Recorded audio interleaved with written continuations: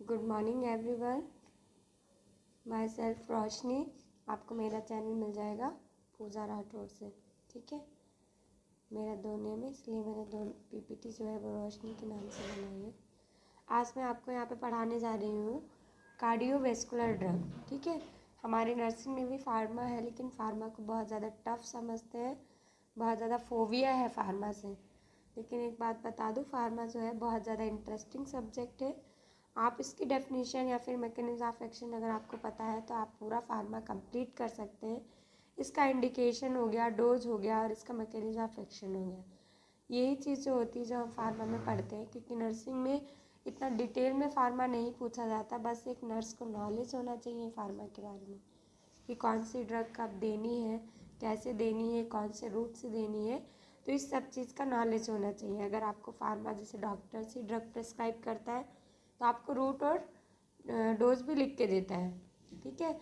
लेकिन आपको अपने इन्फॉर्मेशन के लिए कि कभी डॉक्टर ने रॉन्ग लिख दिया या कुछ भी रूट गलत लिख दिया, तो आपके पास इतना पता होना चाहिए आपको कि ये सही है या गलत है, ठीक है। बाकी फार्मा बहुत इंटरेस्टिंग है, ये आपका थर्ड सेम में देखने को मिलेगा कार्डियोवैस्कुलर ड्रग। तो स्टार्ट करते हैं। सिलेबस देख लो कार्डियोवैस्कुलर ड्रग्स का। इसमें पहला आता है हेमेटिनिक्स ड्रग्स आएंगी, कार्डियोटोनिक्स ड्रग्स आएंगी, एंटी एंजाइनल ड्रग्स आएंगी, hypertensives and vasodilators, anti arrhythmias, plasma expanders, coagulant, anti coagulant, anti platelet, thrombolytics and hypolipidaemics, ठीक है। आप अपना सिलेबस उठा के देखेंगे तो आईसी के अकॉर्डिंग कार्डियोवैस्कुलर में इतने सारे टॉपिक्स कवर हो रहे हैं, ठीक है। इसमें आप क्या पढ़ेंगे, ड्रग का कंपोजिशन, एक्शन क्या है उसका, डोजेस क्या है, किस रूट से ड्रग दी जा रही है, इंडिकेशन क्या है, कॉन्ट्राइंडिकेशन, और ड्रग इंट्रैक्शन क्या है, साइड इफ़ेक्ट क्या है, एडवर्स इफेक्ट और साइड इफ़ेक्ट जो है वो सिमिलर ही है, टॉक्सिटी क्या है और रोल ऑफ नर्स क्या है, ठीक है। आप कोई भी ड्रग दे रहे हैं तो उसका एक कंपोजिशन भी होगा। जैसे अब यहाँ पे मैं शॉर्ट बता देती हूँ कि इन ड्रग्स के बारे में आप क्या क्या पढ़ेंगे। तो पहला आता है आपका हिमेटिनिक्स। हिमेटिनिक्स में हम क्या पढ़ेंगे कि ये ब्लड के फॉर्मेशन में हेल्प करता है, ठीक है। एनीमिया के कंडीशन में जो ड्रग दिया जाता है उसको बोलते हैं हिमेटिनिक्स। दूसरा आता है आपका कार्डियोटॉनिक्स। टॉनिक्स आपने सुना होगा, टॉनिक क्या होती है, ज़्यादातर हम एनर्जी देने के लिए यूज़ करते हैं, ठीक है।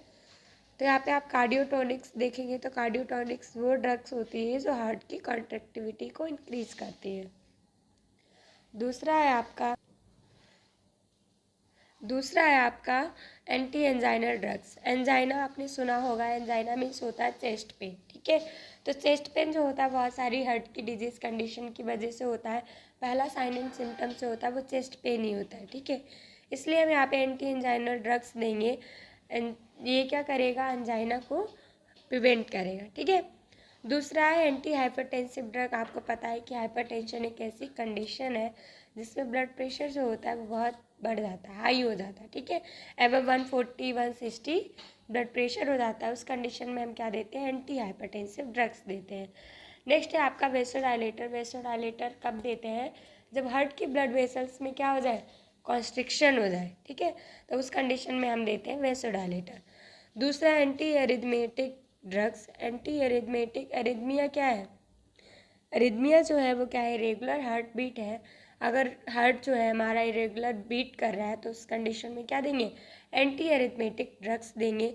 दूसरा है प्लाज्मा एक्सपेंडर। एक्सपेंडर का मतलब होता है बढ़ाना, तो प्लाज्मा को एक्सपेंड करने वाली ड्रग्स देंगे। कोगुलेंट्स ऐसे जो कि मतलब ब्लड कोगुलेशन को क्या करें, प्रमोट करें, ठीक है, उसमें हम बोलते हैं कोगुलेंट्स देते हैं। एंटी कोगुलेंट्स वो होती है जो क्लॉटिंग को रोक दें, ठीक है। ऐसी ड्रग्स जो हम क्लॉटिंग को रोकने के लिए यूज़ करते हैं। दूसरा आता है एंटी प्लेटलेट्स। अगर आपकी बॉडी में प्लेटलेट्स का फॉर्मेशन बहुत ज़्यादा हो रहा है तो क्या हो जाएगा, कोगुलेशन होगा। इसलिए हम एंटी प्लेटलेट्स ड्रग्स भी देते हैं, थ्रोम्बोलिटिक्स भी देते हैं। थ्रोम्बस को ब्रेक डाउन करने के लिए जो ड्रग्स दी जाती है वो होती है थ्रोम्बोलिटिक्स, ठीक है। दूसरा हाइपोलिपिडेमिक्स। अगर आपकी बॉडी में हाइपोलिपिड मतलब लिपिड जो है वो क्या है, बहुत ज़्यादा हो गया है, तो उस कंडीशन में कौन सी ड्रग्स देंगे, हाइपोलिपिड्स, ताकि वहाँ पे जो लिपिड का वो क्या बोलते हैं, लिपिड का जो लेवल है वो क्या हो जाए, कम हो जाए, ठीक है। आगे हम इसके बारे में पढ़ते हैं, डिटेल के बारे में। आज मैं हेमेटोनिक्स ही, इस क्लास में सिर्फ हेमेटोनिक्स ही पढ़ाऊँगी। अगली क्लास में आपका कार्डियोटोनिक्स, मतलब पूरा सीरीज़ वाइज मैं क्लास लूँगी, ठीक है। हेमेटोनिक्स मैंने बताया था, हेमेटोनिक्स क्या करती है, ब्लड फॉर्मेशन में हेल्प करती है। Haematinics are the drugs which use to stimulate the formation of RBCs. These are primarily used in the treatment of anemia. Example iron, ठीक है। हेमेटोनिक्स ऐसी ड्रग्स हैं जो यूज़ करी जाती हैं RBCs की फॉर्मेशन को स्टिमुलेट करने के लिए, ठीक है। ये प्राइमरली जो होती है वो एनीमिया के ट्रीटमेंट में हेल्प करती हैं। जैसे कि आयरन किस में आती है आपकी, हेमेटोनिक्स में, ठीक है।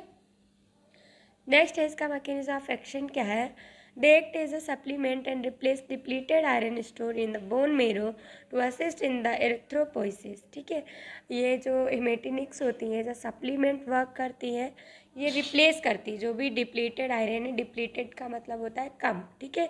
जो भी आयरन कम हुआ है बोन मेरो में तो उसको रिप्लेस करती हैं और हेल्प करती हैं RBC के प्रोडक्शन में। RBC का प्रोडक्शन कहाँ होता है, बोन मेरो में, ठीक है। तो जो RBC का प्रोडक्शन होने का प्रोसेस होता है उसको बोलते हैं एरिथ्रोपोइसिस, ठीक है। समझ में आया, नहीं समझ में आया तो रिपीट करके देख लो। नेक्स्ट है इसके ड्रग्स क्या आते हैं हेमेटोनिक्स में, फेरस फ्यूमरेट जो आप देंगे 600 mg डेली, ठीक है। इससे ज़्यादा एक्सेसिव डोज नहीं देंगे।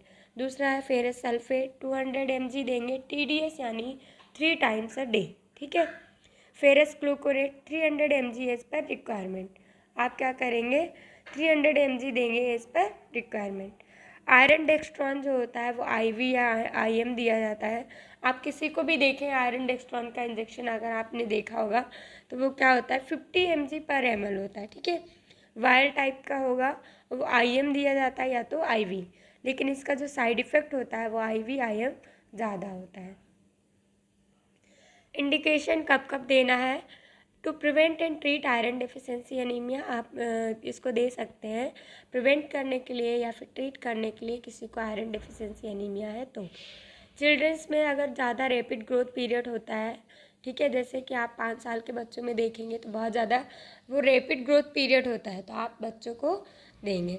इन प्रेग्नेंट एंड लैक्टेटिंग मदर, क्यों, क्योंकि प्रेगनेंसी में और लैक्टेशन में क्या होता है आयरन की कमी हो जाती है। आपने देखा होगा अगर हॉस्पिटल साइट में गए होंगे तो प्रेग्नेंट वुमेन को जो डॉक्टर होती है वो क्या करती है आयरन सप्लीमेंट प्रिस्क्राइब करती है या फिर आयरन लगवाने के लिए बोलती है, ठीक है। As dietary supplement of iron, अगर किसी को आयरन की कमी है तब हम एक डाइटरी सप्लीमेंट की तरह आयरन को देते हैं। पेशेंट विथ पोस्ट गैस्ट्रेक्टमी, यहाँ पे अगर किसी का जो स्टमक है उसका रिमूवल हो गया है तब उसके बाद हम क्या देते हैं, आयरन देते हैं। नेक्स्ट है contraindication, patient with haemochromatosis. Haemochromatosis क्या है, जब हमारा आयरन जो होता है हमारी बॉडी में ऑलरेडी बहुत ज़्यादा है, ओवरलोड है, ठीक है, एक्युमुलेशन हो चुका है। हीमोलिटिक एनीमिया मतलब आप अगर RBC का प्रोडक्शन करवा भी रहे हो तो वो क्या हो रहा है, बहुत जल्दी जल्दी ब्रेक डाउन हो रहा है। तो पहले तो क्या करना है, हीमोलिटिक एनीमिया को ट्रीट करना है, उसके बाद आप आयरन दे सकते हैं। पेशेंट विद हीमोसाइड्रोसिस का मतलब यही है कि जो आयरन है बॉडी में बहुत ज़्यादा ओवरलोड हो गया है। Hypersensitivity to the drug, किसी किसी को क्या होती है, ड्रग से हाइपर सेंसिटिविटी होती है। अगर पेशेंट को हाइपर सेंसिटिविटी है तब आप नहीं देंगे। नेक्स्ट है आपका एडवर्स इफेक्ट, नौजिया हो सकता है, वॉमिटिंग आपने सुना होगा, कॉमन ही साइड इफ़ेक्ट लिखे जाते हैं वैसे तो, क्योंकि आप किसी का भी साइड इफ़ेक्ट इतना रट नहीं सकते, तो कॉमन कुछ होते हैं, कुछ जो होते हैं वो क्या होते हैं, स्पेसिफिक होते हैं। Nausea, vomiting, constipation, GI distress, dark stool, iron का कलर कैसा होता है, डार्क होता है, जिसकी वजह से स्टूल भी डार्क कलर का हो जाता है। अगर आपने आयरन डेक्स्ट्रॉन दिया है तो वहाँ पे क्या होगा, पेन होगा। पेरेंटल आयरन में causes headache, vomiting, nausea and anaphylaxis. मैंने बोला था कि IV और IM जो इंजेक्शन होता है वो क्या करता है, सबसे ज़्यादा साइड इफ़ेक्ट को कॉज करता है। तो जैसे कि हो गया हेडेक हो रहा, वॉमिटिंग, नोजिया, एनाफ्लेक्सिस यानी hypersensitivity reaction. Temporarily stain teeth with liquid iron, अगर आप लिक्विड आयरन ले रहे हैं तो आपके दांतों में क्या हो जाएगा, स्टेन लग जाएगा। ब्रोंकोस्पाज्म विथ पेरेंटल आयरन, अगर आप पेरेंटल आयरन दे रहे हैं तो पर्सन को क्या हो जाएगा, ब्रोंकोस्पैज्म होगा। ड्रग इंट्रैक्शन क्या है, कौन सी ड्रग किसके साथ इसका एब्जॉर्प्शन जो है वो डिक्रीज या फिर इंक्रीज होगा। एंटाएसिड्स हो गया, टेट्रासाइक्लिन्स हो गया, सिमिटिडीन हो गया, ये क्या करेंगे, ओरल आयरन प्रिपरेशन के एब्जॉर्प्शन को डिक्रीज कर देंगे। एंटाएसिड का काम क्या होता है कि एसिड को प्रिवेंट करना। टेट्रासाइक्लिन्स जो होती हैं वो क्या होती हैं, एंटीबायोटिक्स होती हैं। दूसरा होता है सिमिटिड। सिमिटिडिन क्या होता है, ये H2 रिसेप्टर एंटागोनिस्ट होती हैं। इसकी वजह से क्या हो जाता है, एब्जॉर्प्शन, ओरल एब्जॉर्प्शन जो होता है ओरल प्रिपरेशन का वो डिक्रीज हो जाता है। बाकी ये नेक्स्ट है विटामिन सी एंड क्लोरोफेनिकॉल, ये क्या करती है, एब्जॉर्प्शन को इंक्रीज कर देती है। ठीक है, तो कभी कभार क्या होता है, पेशेंट को बोला जाता है कि आयरन के साथ साथ आप क्या करें, विटामिन सी लें। ठीक है, नेक्स्ट है आपके नर्सिंग रिस्पॉन्सिबिलिटीज़। नर्सिंग रिस्पॉन्सिबिलिटीज़ क्या है एज अ नर्स, जो अगर आयरन दे रही है तो। ठीक है, nurse should administer drug according to prescribe route. अगर नर्स को, मैंने बोला कि नर्स को नॉलेज होना चाहिए कि कौन सी ड्रग किस रूट से देनी है। ठीक है, तो नर्स जो होगी, जो भी प्रिस्क्राइब रूट किया गया है उसी रूट से ड्रग को एडमिनिस्टर करेगी। चेक करेगी कि पेशेंट को कोई कॉन्स्टिपेशन तो नहीं है।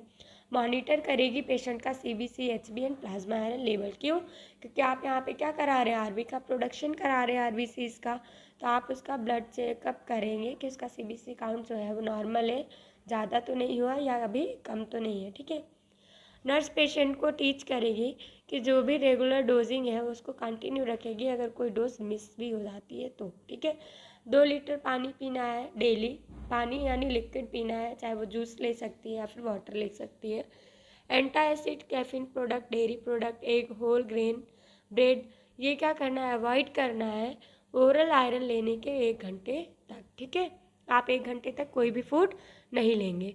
We aware that oral iron preparation may turn stool dark और ग्रीन और ब्लैक। ठीक है, यहाँ पे पेशेंट जो होगा अगर उसका स्टूल ग्रीन होगा, डार्क ग्रीन होगा या फिर ब्लैक होगा तो वो क्या हो जाएगा, बहुत ज़्यादा घबरा जाएगा।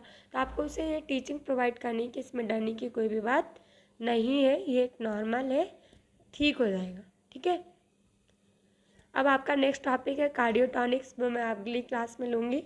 बाकी thank you so much class.